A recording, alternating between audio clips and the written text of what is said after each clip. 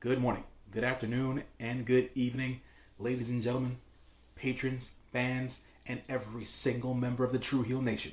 This is your good brother, J News, with another edition of J News Japan, here to talk to you about Night 3, respectively, of the World Tag League and Best of Super Junior 27 tournaments that took place on Thursday, November 19th, 2020, and Friday, November 20th, 2020, from Kurikan Hall in Japan.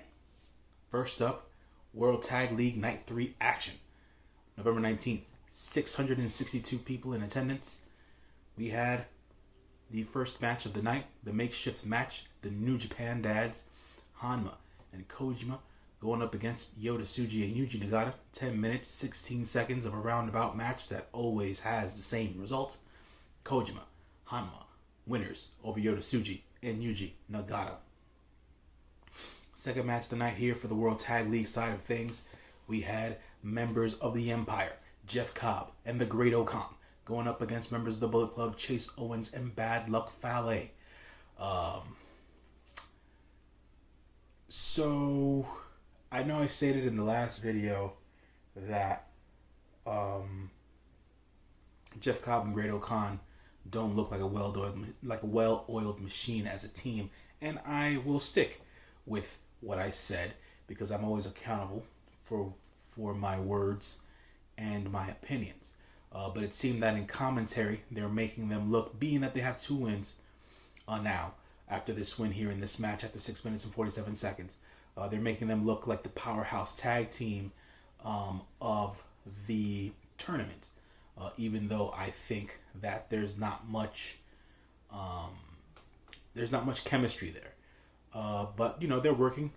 Jeff Cobb, a consummate professional. Great Okan trying to come into his own through this World Tag League action. Chase Owens yet again carried the match. Bad Luck Fale didn't do much in this match per se, even though he is the biggest, the tallest, the heaviest competitor out of all of the big men in this match. Fale probably had no more than a minute and a half worth of action. The remainder of the match he spent it on the outside somewhere, or not involved in the match at all. Being that this Bullet Club team lost, obviously Chase Owens ate the pin. Great Okan did his, I believe it was rendition of a claw to Chase Owens while he had a hold of Chase Owens and Bad Luck Fale. Great Okan was able to get Bad Luck Fale out of the ring. He then pushed Chase Owens from one corner into the middle of the ring towards Jeff Cobb. Jeff Cobb then caught Chase Owens into the Tour of the Islands, and that was the end of that match. So now we have the Empire Boys, 2 wins, 1 loss, 4 points, and this team of the Bullet Club, Chase Owens and Bad Luck Fale, 0 wins, 3 losses, 0 points so far in the World Tag League tournaments. Then we had a match which I'm not sure how to not that the match was bad, right? Or how to it's more of the description of the storyline that's being played out, right? It's another Tanahashi knee injury. David Finlay and Juice Robinson didn't necessarily exploit the knee injury until a little bit towards the tail end of the match, but Toa Henare still carried the match by majority, because Toa Henare has enough respect for the Ace to know that he has to be the one in there if their team has a fighting chance. But Tanahashi was taken out of the match early. He was basically covered either by Finlay or Robinson in the outside, not necessarily them working over his knee, but just making sure that he didn't interact too much, knocking him off the apron and stuff like that, and keeping him outside, and then basically sectoring off Toa Henare during the match. 11 minutes, 18 seconds. Finn Juice looked good here. Toa Henare still showing his mettle here, showing that he doesn't have any ring rust and that he came in great condition, which he has. David Finlay and Juice Robinson hit the Doomsday Device on Toa Henare to get the win. So now Finn Juice has 2 wins, 1 loss, 4 points. The team of Henare and Tanahashi has 0 wins, 3 losses, 0 points. To the point that I made earlier about this match, I'm not sure if they're trying to play this a particular storyline with Tanahashi's knee, sort of like what they did earlier in the year with Tanahashi and Ibushi, where Ibushi started to get frustrated a bit over the fact that Tanahashi was not not necessarily picking up the slack, but holding up his end of the bargain.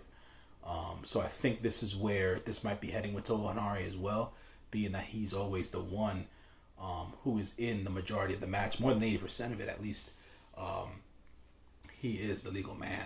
So match number 4, we had again Bullet Club members here all across the board: Tanga Loa, Tama Tonga, the Gorillas of Destiny versus Yujiro Takahashi and Evil of the Bullet Club as well. This match went 8 minutes and 36 seconds. What can I say here? Usual Bullet Club tactic match. I didn't mention this in the previous video, but Jado is now flanking God, and Dick Togo is still flanking Evil. So in this case, he's flanking Evil and Yujiro. Dick Togo and Jado both got involved in the match. So the cable thing got involved with Dick Togo. The kendo stick got involved there with Jado, and vice versa. But at the end of the day, this wasn't anything spectacular. The more fluid, more well-oiled machine tag team here won out as they should have, which were the Gorillas of Destiny. They got the OJK. Tangaloa basically made Yujiro Takahashi tap as God gets the win. So now it's 2 wins, 1 loss, 4 points for the God. 2 wins, 1 loss, 4 points for the other members of the Bullet Club. Then fifth match of the night, we had the Chaos Party. All Chaos members involved, all 4 men. We had Yoshihashi and Rokugodo versus Toriyama and Tomohiro Ishii. This match went 15 minutes and 8 seconds. I would want to say that this is probably the most I've ever seen Toriyama wrestle in the last, I would say, 3 to 4 years. He came out with a good bit of his amateur background, a very nice looking, excuse me, a very nice looking fireman's carry throw, the against the rope momentum, belly to belly suplex that he usually that you can see from Toriyama from time to time.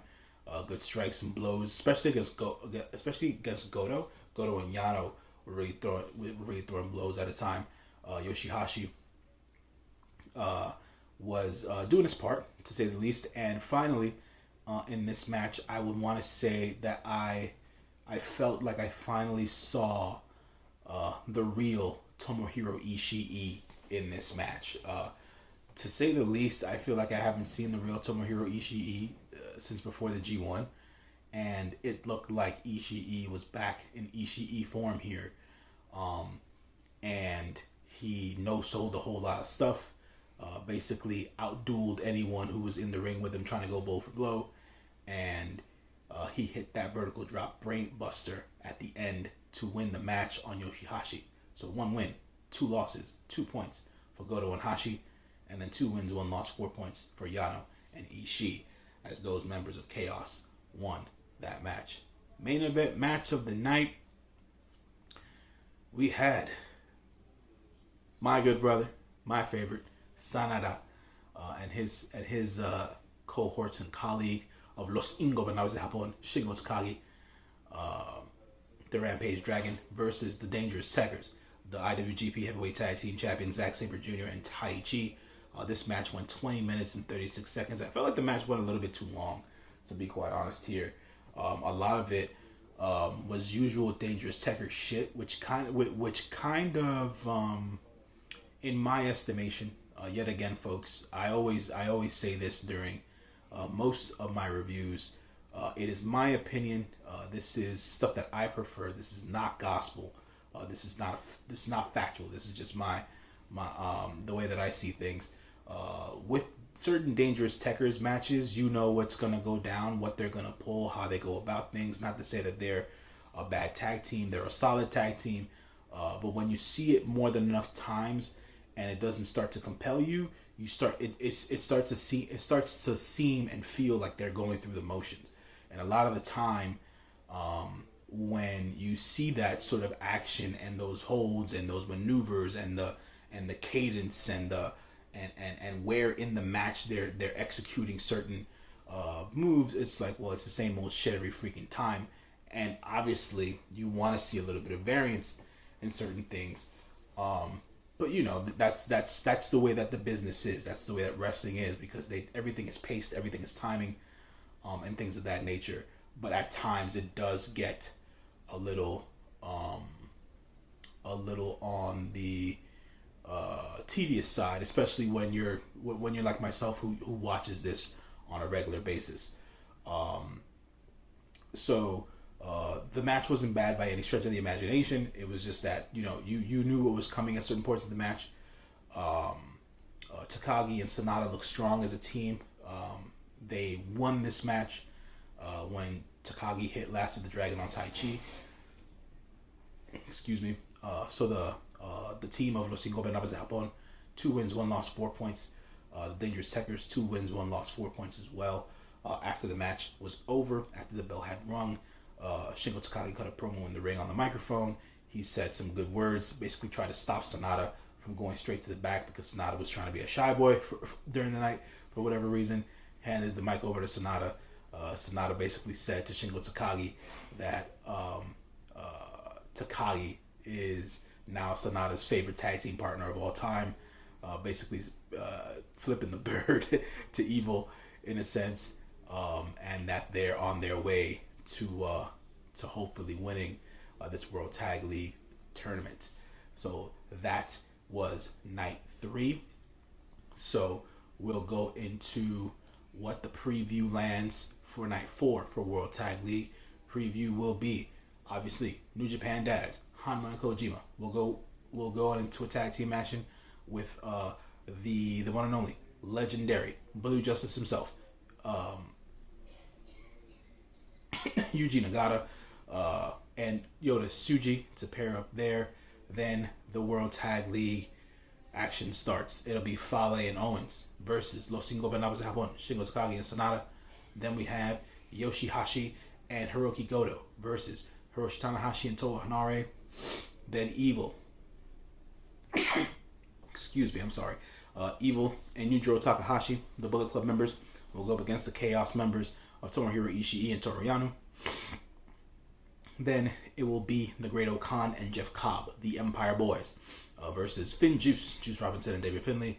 And then we have the main event of the night, the one and only, the best tag team in New Japan Pro Wrestling since the Bullet Club boys, those young bucks, God, the Gorillas of Destiny. I feel like they should be in line to finally win the World Tag League, going up against the IWGP Heavyweight Tag Team Champions, the Dangerous Tekkers, Taiji and Zack Sabre Jr. Up next, we're talking about this Best of Super Junior tournament action that happened yesterday, November 20th, 2020. Also from Kurikan Hall, 696 folks in attendance for the Best of Super Juniors 27, Night 3. We have the tag match, Hama, Kojima versus Gabriel Kidd and Yuji Nagata, 9 exact minutes. Good, solid action from Gabriel Kidd, which is what I'm always looking for in these matches. And Kojima basically almost took his head off with that last lariat to get the win. So yet again, Kojima and Hama win. Gabriel Kidd and Yuji Nagata take the loss here. The first match of the Super Junior night, we had Young Lion Yuya Uemura go up against El Desperado in an 11 minute and 26 second match, where yet again, and I've been talking about this and I'm going to continue to talk about this, they're making Uemura look good. They're making him look strong. They're making him look like a competitor and a contender in all of these matches, even though he's losing them, right? The build, the character building of Uemura is going forward in my estimation, in a sense. In this match, Uemura tried to start out with his hair on fire like he has in the previous two nights, but El Desperado, being the heel that he is, rolled out of the ring before the bell even rung and took his time and slowed the pace of the match down automatically. So slowed Uemura down automatically, and he was able to take the upper hand at the beginning of the match and railroad Uemura and just sling him and Irish whip him into those guardrails to start the match. But Uemura did not stay down long. Uemura still put up some good offense. A good back and forth between Desperado and Uemura. At certain points, I really did feel like Uemura was going to have a big moment in his matches because he had at a certain point not exposed but debuted that armbar submission where he put it on Desperado a few different times and Despy almost tapped, but to no avail. Because at the end of the match, Desperado escaped within an inch of his life because he was able to get out of that armbar submission, roll out, hit El Escalero on Uemura, which is basically a rolling pinning combination. It's not necessarily a maneuver. And he was able to get the win. So Despy, 2 wins, 1 loss, 4 points. And Uemura, yet again, 0 wins, 3 losses, 0 points. But good showing for Uemura here, which is the point of these matches. Second, BOSJ, 27 match of the night. It was Taiji Shimori versus Doki. Man, for whatever reason, I expected a little bit more out of this match. Because I've been seeing more physical aggression from Doki as of late. Taiji Shimori is always a good fit in the ring, a great worker. But I expected a little bit more out of this match that I didn't get for whatever reason. I didn't figure Doki to win this match at all. Taiji Shimori was going to be the winner of this match all the way. It lasted 12 minutes exactly. Taiji Shimori hit the bloody cross on Doki to get the win. Decent back and forth between the two. You didn't necessarily have anybody dominating the match, which was a good thing, but it wasn't anything that was very emotionally compelling in the match at all. But it was a good, I would want to say, table setter of a match to get to the third match of the night. Intermission happened, then fourth match of the night, Ryusuke Taguchi versus Master Wato. I guess the gimmick of the tournament with Taguchi is going to be that with these matches, by the end of the match, he's always gonna leave the match with his pants down and his ass out for whatever reason. This is the second match in a row where this happens. Master Wato and Taguchi had a decent match, 10 minutes 22 seconds. Taguchi ended up reversing one of Master Wato's finishers into a roll-up in which Master Wato was trying to grab Taguchi's tights to roll Taguchi off, but he only just slipped him down and exposed his ass to the public. And Taguchi was holding on to a roll-up in which his ass was basically in Master Wato's face. Taguchi gets the win. 2 wins, 1 loss, 4 points for Taguchi in this one. 2 wins, 1 loss, 4 points for Master Wato. To go back to the Ishimori versus Doki match, we had 2 wins, 1 loss, 4 points for Ishimori, 0 wins, 3 losses, 0 points for Doki.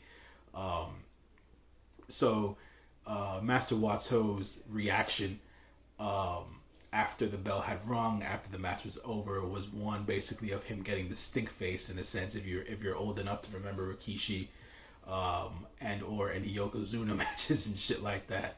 Just guys gasping for air because they had another man's balls or ass in their face, in a sense here. So 4 points for each man going on into the fourth night. Then we had, in my estimation, the best match of the night. 19 minutes and 22 seconds of Show versus Robbie Eagles. This was a toss-up for me. Robbie Eagles has had a strong showing in the first two nights. The Best of Super Juniors 27 tournament. Show can always pull out a banger of a match, which he did here versus his group mate Robbie Eagles. These guys both represent chaos. Robbie Eagles' tagline, or his nickname, is the Sniper of the Skies. I messed that up and I muffled that last time. So the Sniper of the Skies, Robbie Eagles, takes the win here with the Ron Miller special, which is a submission maneuver on Show. he strapped that thing on and he didn't let go. And Sho was in the middle of the ring and he could not hang on, and he had the tap. But it was a great match. This was one of those. Yet again, I'll say this to be a tagline of mine. It was a surefire battle of attrition, a back and forth physical encounter between Sho and Robbie Eagles. And this was the sort of match I was expecting from the main event. Even though the main event was great, I preferred my favorite match of the night. My best match of the night was Sho versus Robbie Eagles. But the main event here, the brothers, the homies, former tag team Hiromu Takahashi versus BUSHI. 23 minutes and 42 seconds for both members included in this match of Los Ingobernables de Japon. The match for the first half of the match it wasn't a grind to watch. It was a slow build because that last half of the match is where they picked up the pace. That last 11 to 12 minutes of that match is where they picked up the pace and they started to really turn it on, throw each other around, throw the blows, and get the maneuvers down. These guys really wrestled as two men who highly respect each other. Nobody did anything dirty.